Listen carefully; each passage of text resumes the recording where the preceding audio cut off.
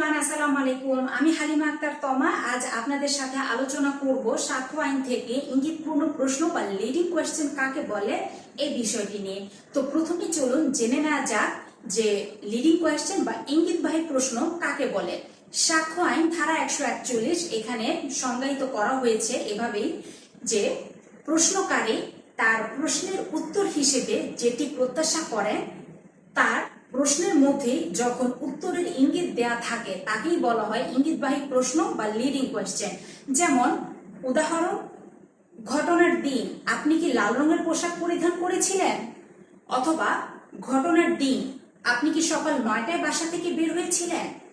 তো একটু পর্যবেক্ষণ করে দেখুন যে ঘটনার দিন লাল রঙের পোশাক পরিধান করা অথবা ঘটনার দিন সকাল 9টায় বাসা থেকে বের হওয়া, এই যে প্রশ্নকারীর